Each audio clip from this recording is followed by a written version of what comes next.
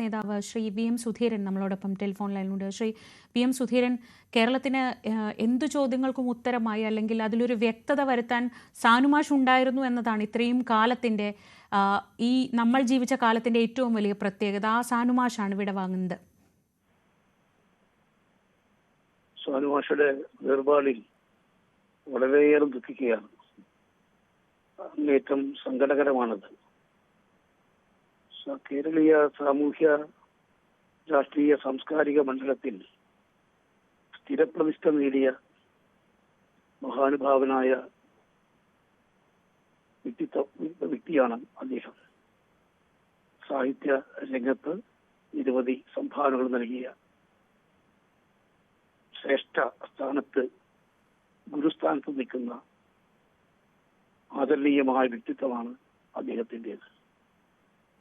മഹാരാജാസ് കോളേജിലെ അധ്യാപകൻ എന്ന നിലയിൽ വയലാർ രവി, AK ആന്റണി എന്നുവേണ്ട ആ കാലഘട്ടത്തിലെ രാഷ്ട്രീയ നേതാക്കന്മാരുടെയൊക്കെ ഗുരുവായി അവർക്കൊക്കെ അദ്ദേഹവുമായി വളരെ അടുപ്പം അന്നും ഇന്നൊക്കെ പുലർത്തി പോരുന്നുണ്ട്. രചന രംഗത്തും വിമർശന രംഗത്തും മറ്റ് സാഹിത്യത്തിന്റെ വിവിധ ശാഖകളിലും അദ്ദേഹം നൽകിയ സംഭാവനകൾ മഹത്തരങ്ങളാണ്. ഇടയ്ക്ക് അദ്ദേഹം നിയമസഭയിലുണ്ടായിരുന്നു. നിയമസഭയിലെ പ്രൗഢോജ്വലമായ അദ്ദേഹത്തിന്റെ പ്രസംഗങ്ങൾ ഒരിക്കലും മറക്കാനാവില്ല. സാമൂഹ്യ രംഗത്ത് എടുത്തു പറയുകയാണെങ്കിൽ ശ്രീനാരായണ ഗുരുസ്വാമികളുടെ ജീവിതത്തെ, അദ്ദേഹം നൽകിയ മഹത്തായ സന്ദേശങ്ങളെ, ഗുരുദേവന്റെ ദർശനങ്ങളെ ജനങ്ങളിലേക്ക് എത്തിക്കാൻ അങ്ങേയറ്റം ആത്മാർത്ഥമായ സത്യസന്ധമായ പ്രവർത്തനമാണ് അദ്ദേഹം നടത്തിയിട്ടുള്ളത്. നിർഭാഗ്യവശാൽ ശ്രീനാരായണ ഗുരുവിന്റെ ആദർശങ്ങളെ തള്ളി പറഞ്ഞുകൊണ്ട് ഏതൊരു മഹത്തായ ദൗത്യം നിറവേറ്റാനാണോ മഹത്തായ FNDP യോഗത്തെ രൂപീകരിച്ചത്, ആ ലക്ഷ്യങ്ങളൊക്കെ കൈവിട്ടുകൊണ്ട് അതിന് തെറ്റായ രീതിയിലേക്ക് കൊണ്ടുപോകുന്ന ഇന്നത്തെ കാലത്ത് അവിടെയൊക്കെ ഒരു ശുദ്ധീകരണത്തിന്റെ, പരിവർത്തനത്തിന്റെ ഒരു സന്ദേശം നൽകി മുന്നോട്ട് പോയ ഒരു പരിവർത്തനവാദി കൂടിയാണ് അദ്ദേഹം. അദ്ദേഹത്തിന്റെ വേർപാട് ഒരു കേരളത്തിനൊരു തീരാ നഷ്ടമാണ്. ഞാനുമായി വ്യക്തിപരമായി വളരെ അടുത്ത ബന്ധമാണ് അദ്ദേഹവുമായിട്ട് എനിക്കുള്ളത്. ആ പ്രിയപ്പെട്ട സാനുമാഷയുടെ ഓർമ്മകൾക്ക് മുന്നിൽ ആദരാഞ്ജലി അർപ്പിക്കുകയാണ്.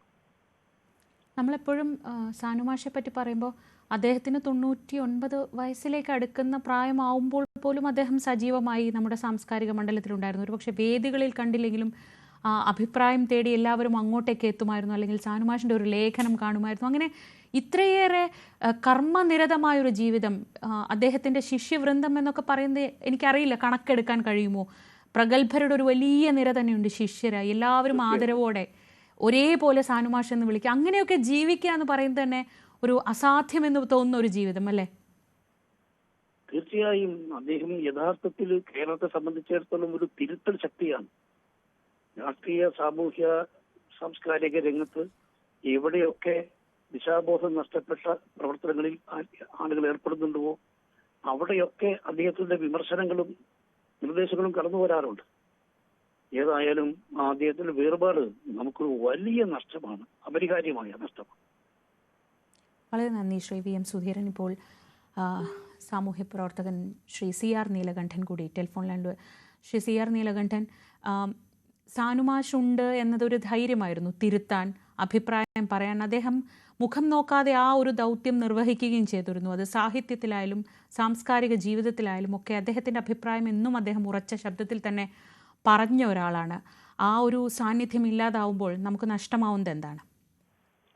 നമുക്ക് കേരളത്തിന്റെ സാംസ്കാരികമായ അല്ലെങ്കിൽ സാമൂഹ്യമായ കേരളത്തിന്റെ ഒരു പ്രധാന ചാലക ശക്തി മുമ്പ് VR കൃഷ്ണയ്യർ നമുക്കുണ്ടായിരുന്നു, സാനുമാഷ് ഒപ്പമുണ്ടായിരുന്നു. ഇപ്പോൾ VR കൃഷ്ണയ്യർ നമുക്ക് മുമ്പ് പോയി, ഇപ്പോൾ സാനുമാഷ് നഷ്ടപ്പെട്ടു എന്ന് പറഞ്ഞാൽ കേരളത്തെ, നേരത്തെ വി എം സുധീരൻ പറഞ്ഞതുപോലെ, കേരളത്തെ നയിക്കേണ്ട ആളുകൾ, നയിച്ച ആളുകൾ, ആ ആയിരക്കണക്കിന് ശിഷ്യന്മാരെ കൊണ്ട് അദ്ദേഹത്തിന്റെ ശിഷ്യന്മാർ കേരളത്തിന്റെ ലോകത്തിന്റെ പല ഭാഗങ്ങളിലുമുണ്ട്. അദ്ദേഹം വിദ്യാഭ്യാസ ഗുരു എന്ന നിലയ്ക്ക് മാത്രമല്ല, സാഹിത്യത്തിലെ ഒരു അവസാന വാക്കാണ്. സാംസ്കാരിക രംഗത്ത് അദ്ദേഹം ഈ വളരെ അടുത്ത കാലം വരെ, ഈ 100 വയസ്സിനോട് അടുത്ത കാലം വരെ അദ്ദേഹം വളരെ സജീവമായിരുന്നു. ഇപ്പോൾ ആ വീഴ്ചയിലുണ്ടായ ചെറിയൊരു ആഘാതത്തിന്റെ പ്രശ്നം ഒഴിച്ചാൽ അദ്ദേഹം വളരെ സജീവമായിരുന്നു.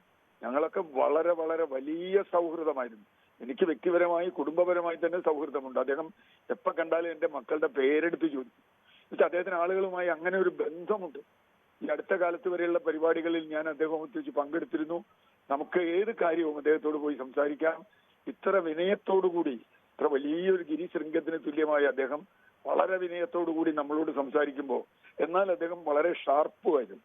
ഷാർപ്പും വിനയവുമുള്ള, നീതിബോധമുള്ള, ശ്രീനാരായണ ഗുരുവിന്റെയൊക്കെ ജീവിതത്തിന്റെ ഒരു പ്രോഡക്റ്റ് എന്ന് പറയാവുന്ന, അദ്ദേഹം വളരെ കൃത്യമായും ആ ധാരയിൽ കേരളത്തെ മുമ്പോട്ട് നയിക്കാൻ കഴിഞ്ഞ ഒരു 7 പതിറ്റാണ്ടിൽ കൂടുതലായി കേരളത്തെ നയിച്ച അദ്ദേഹമാണ്. അദ്ദേഹത്തിന്റെ വേർപാടെന്ന് പറയുന്നത് നമുക്ക് ഒരിക്കലും നികത്താൻ കഴിയില്ല. സാനുമാഷ് ഉണ്ട് എന്നത് ഒരു ധൈര്യം തന്നെയായിരുന്നു. ഏതൊരു വിഷയമുണ്ടെങ്കിലും മാഷെടുത്ത് പോയി നമുക്ക് പറയാം എന്നൊരു വിശ്വാസം ഉണ്ടായിരുന്നു. ആ വിശ്വാസമാണ് ഇപ്പോൾ ഇല്ലാതായിരിക്കുന്നത്. വലിയ ദുഃഖത്തോടെയാണ് ഞങ്ങൾ ഇതൊക്കെ കാണുന്നത്. പ്രത്യേകിച്ച് കൊച്ചിയുടെ ഒരു സാംസ്കാരിക മണ്ഡലത്തിൽ സാനുമാഷ് ഇല്ലാത്ത ഒരു വേദിയില്ലായിരുന്നു, അല്ലെങ്കിൽ സാനുമാഷിന്റെ സാന്നിധ്യമില്ലാത്ത വേദികളും അത്തരം പരിപാടികളെ കുറവായിരുന്നു എന്ന് തോന്നുന്നു, അല്ലേ? ശ്രീ CR നീലകണ്ഠൻ, കേൾക്കാം? കേൾക്കാം. അങ്ങനെ ഞാൻ വിചാരിക്കുന്നില്ല. അത് നമുക്ക് അങ്ങനെയല്ലാതെ നമുക്ക് പറയാൻ പറ്റില്ല. കാരണം അദ്ദേഹം ഇല്ലാത്തൊരു വേദിയില്ല. സാംസ്കാരികമായി ഏത് ചെറിയ ചലനത്തിലും വലിയ ചലനത്തിലും മാഷുണ്ടായിരുന്നു. നമുക്ക് അങ്ങനെ പറയാതിരിക്കാൻ ആർക്കും പറ്റില്ല. കാരണം കൊച്ചിയെ സംബന്ധിച്ചിടത്തോളം സാനുമാഷ് നമ്മുടെ ജീവിതത്തിന്റെ ഏറ്റവും പ്രധാനപ്പെട്ട ഭാഗമായിരുന്നു. അങ്ങനെയുള്ള സാനുമാഷാണ് നമുക്കിപ്പോ നഷ്ടമായിരിക്കുന്നത്. കാരണം കൊച്ചിയിൽ ഏത് പരിപാടി ഉണ്ടെങ്കിലും ആദ്യം സാനുമാഷ് വിളിക്കുക. സാനുമാഷ് വന്നാൽ പിന്നെ കൊച്ചിയായി. കൊച്ചിയുടെ സാംസ്കാരികമായ, അല്ലെങ്കിൽ ഒരുപക്ഷെ കേരളത്തിന്റെ തന്നെ ഒരു സാംസ്കാരിക ബോധമായി അത് വരുന്നു എന്ന് നമുക്ക് പറയാൻ പറ്റും. അതുകൊണ്ട് തീർച്ചയായും അത് നമുക്ക് പറയാൻ പറ്റുന്ന ഒരു കാര്യമാണ്. അദ്ദേഹത്തിന്റെ നഷ്ടം ഒരു കാലത്ത് നികത്താൻ കഴിയാത്ത നഷ്ടമാണ്. വളരെ നന്ദി ശ്രീ CR നീലകണ്ഠൻ. ഒരു നൂറ്റാണ്ടോളം നീളുന്ന ജീവിതം എന്ന് നമുക്ക് ചുരുക്കി പറയാം. അത്ര സാർത്ഥകമായൊരു ജീവിതം തീർത്താണ് അദ്ദേഹം വിടവാങ്ങുന്നത്. ഒരു അധ്യാപകൻ എന്ന നിലയ്ക്ക് അദ്ദേഹത്തിൻ്റെ ശിഷ്യവൃന്ദത്തെപ്പറ്റി നമുക്ക് ചുരുക്കി കാണാനേ കഴിയില്ല. മഹാരാജാസിൽ അധ്യാപകനായിരുന്നു. കേരളത്തിലെ ഇന്ന് നമ്മൾ കാണുന്ന പ്രമുഖ വ്യക്തിത്വങ്ങളുടെ എല്ലാം അധ്യാപകൻ എന്ന നിലയ്ക്ക് അവരെല്ലാം എപ്പോഴും സാനുമാഷിൻ്റെ ശിഷ്യർ എന്നറിയപ്പെടാനാണ് ആഗ്രഹിച്ചിട്ടുള്ളത്. സാഹിത്യ വിമർശകൻ, ജീവചരിത്രകാരൻ, അധ്യാപകൻ, പ്രഭാഷകൻ, അങ്ങനെ മലയാള സാംസ്കാരിക ലോകത്തൊരു ഒരു പർവ്വതം കണക്ക്, ഒരു ഹിമവൽ സാനു കണക്ക് അദ്ദേഹം നിലകൊണ്ടു. ആ പർവ്വത സാന്നിധ്യമാണ് ഇന്നിപ്പോൾ ഇല്ലാതാവുന്നത്. അത് കേരളത്തിൻ്റെ സാംസ്കാരിക രംഗത്തെ ഏറ്റവും വലിയ നഷ്ടം കൂടിയാവുന്നത്.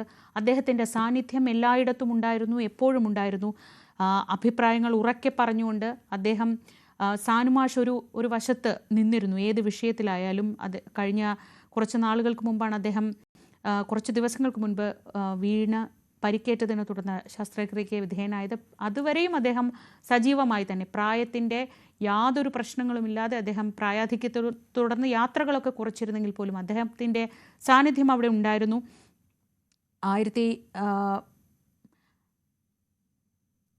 1958 അദ്ദേഹത്തിൻ്റെ ആദ്യ ഗ്രന്ഥം പുറത്തിറങ്ങുന്നത്. 5 ശാസ്ത്ര നായകന്മാർ എന്ന ആദ്യ ഗ്രന്ഥം പുറത്തിറങ്ങുന്നത് 1958 പിന്നീട് ഇങ്ങോട്ട് ഇക്കാലം അത്രയും നീളുന്ന സാഹിത്യ സപര്യ. ശ്രീ അശോകൻ ചെരുവിൽ നമ്മളോടൊപ്പം ടെലിഫോൺ ലൈനിലുണ്ട്. ശ്രീ അശോകൻ ചെരുവിൽ, നഷ്ടം എന്നത് നമ്മൾ വാക്കാൽ പലപ്പോഴും പറയാറുണ്ട്, പക്ഷേ നമുക്കിനി അത് ബോധ്യപ്പെടാൻ പോകുന്നത് ഈ അസാന്നിധ്യം കൊണ്ടായിരിക്കുമെന്ന് തോന്നുന്നു. ഏറ്റവും സങ്കടകരമായിട്ടുള്ള ഒരു കാര്യം, അദ്ദേഹം പ്രായമൊക്കെ ആയെങ്കിൽ പോലും വളരെ സജീവമായിരുന്ന ഒരു സന്ദർഭത്തിലാണ് അദ്ദേഹം നമ്മളെ വിട്ടുപോയതെന്നുള്ളത്. അപ്പോൾ ഞാൻ പലപ്പോഴും പല മീറ്റിങ്ങുകളിലും അദ്ദേഹവുമായി ഒന്നിച്ച് പോകാറുണ്ട്. അതുപോലെ തന്നെ അദ്ദേഹത്തിന്റെ വീട്ടിലും പോകാറുണ്ട്.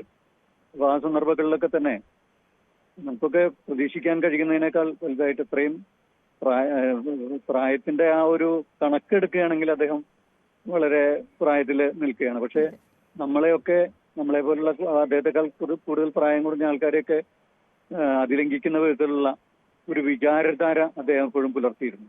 ഒരു ജനാധിപത്യ ബോധവും അതുപോലെ തന്നെ അതൊക്കെ വളരെ കൃത്യമായി പറയാൻ അദ്ദേഹത്തിന് കഴിഞ്ഞിട്ടുണ്ട്.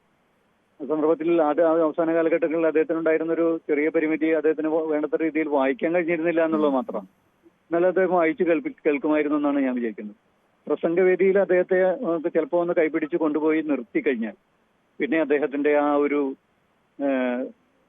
ഒരു വിശകലന രീതിയും വളരെ ചിരപരിതമായ മലയാളത്തിന് ചിരപരിതമായ സാഹിത്യത്തിന്റെ ആ ഒരു മനോഹരമായ വിശകലനം അങ്ങോട്ട് ഇടർവിടർത്തുകയായി. അതിങ്ങനെ അവന് ഒരു തട്ടും തടവില്ലാതെ അത് അങ്ങനെ മുന്നോട്ട് പോകുന്നു. പ്രായമൊന്നും തന്നെ ആ വിചാരധാരയെ ഒരു നിലയ്ക്കും ബാധിച്ചിരുന്നില്ല. പുസ്തകത്തിൽ അദ്ദേഹത്തിന്റെ ആ പെട്ടെന്ന് ആ ഒരു നിമിഷം പോലും ഒരു ഇടവേള പോലും ഇല്ലാതെ അദ്ദേഹം പോയി എന്നുള്ളത് നമ്മളെ സങ്കടപ്പെടുത്തി. വളരെ ചെറുപ്പകാലത്ത് തന്നെ അദ്ദേഹത്തെ കാണാനായിട്ട് എനിക്ക് അവസരം ഉണ്ടായിട്ടുണ്ട് വാസ്തവത്തിൽ. കാരണം എന്ന് വെച്ചാൽ ഞാൻ ഇരിങ്ങാലക്കുടയാണ് എൻ്റെ വീട്. അപ്പോൾ അവിടെ CR കശിവൻ വൈദ്യർ അദ്ദേഹത്തിന്റെ വലിയ അടുത്ത സുഹൃത്തായിരുന്നു. അപ്പോൾ വൈദ്യരെ കാണാൻ വേണ്ടിയിട്ടും അതുപോലെ തന്നെ വൈദ്യർ നടത്തുന്ന ഒട്ടുമാതിരി സാംസ്കാരിക പരിപാടികൾ അദ്ദേഹം വൈദ്യര് ആ കാലഘട്ടത്തിൽ നടത്തിയിരുന്നു. അദ്ദേഹം വിവേകോദയം പബ്ലിക്കേഷൻ അതിന്റെ ഭാഗമായി പുസ്തക പ്രസിദ്ധീകരണം ഉണ്ടായിരുന്നു, ഒരു മാസിക തന്നെ ഉണ്ടായിരുന്നു. അപ്പൊ അതിലൊക്കെ തന്നെ മാഷായിരുന്നു അതിന്റെ ഒരു ഉപദേശകൻ, സാനുമാഷായിരുന്നു അതിന്റെ ഒരു ഉപദേശകൻ. അപ്പോൾ അദ്ദേഹം നിരന്തരമായിട്ട് വരുമായിരുന്നു. അപ്പോൾ ഞാൻ അവിടെ ഒരു സ്കൂളിലാണ് പഠിച്ചിരുന്നത്, ഈ കൈസമേതര മാനേജ്മെന്റ്